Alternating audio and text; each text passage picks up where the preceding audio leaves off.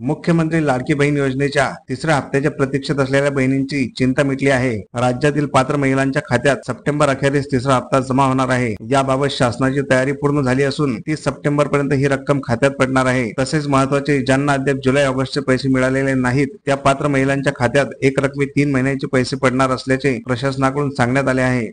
राज्य शासनाकडून राज्यातील महिलांसाठी मुख्यमंत्री माझी लाडकी बहीण योजना सुरू करण्यात आलेली आहे। 28 जून रोजी याचा शासन आदेश जारी झाला, तर त्यानंतर सुधारित आदेशही आला। आवश्यक कागदपत्रांची पूर्तता केल्यानंतर जुलैपासून पात्र महिला या योजनेसाठी पात्र ठरल्या। त्यानंतर ऑगस्ट महिन्यात एक रकमी 2 महिन्यांचे पैसे खात्यात जमा झाले। योजनेचा पहिला आणि दुसरा हप्ता 14 ऑगस्टला देण्यात आला आहे। दरम्यान 24 तारीख उजाडूनही सप्टेंबर महिन्याचे पैसे खात्यात पडले नसल्याने लाडक्या बहिणींमध्ये नाराजीचा सूर होता। मात्र 30 सप्टेंबर पर्यंत हे पैसे खात्यात वर्ग होतील। जुलै ऑगस्टचे पैसे लाभार्थींना भेटलेले आहेत, तर सप्टेंबरचे पैसे 30 सप्टेंबर पर्यंत मिळतील। शासनाकडून आवश्यक कार्यवाही पूर्ण झालेली आहे। महिलांनी चिंता करू नये। ज्या पात्र महिलांना अद्याप एकही हप्ता मिळालेला नाही त्यांच्या खात्यातही 30 सप्टेंबर पर्यंत एक रकमी 3 हप्त्यांची रक्कम जमा होणार आहे।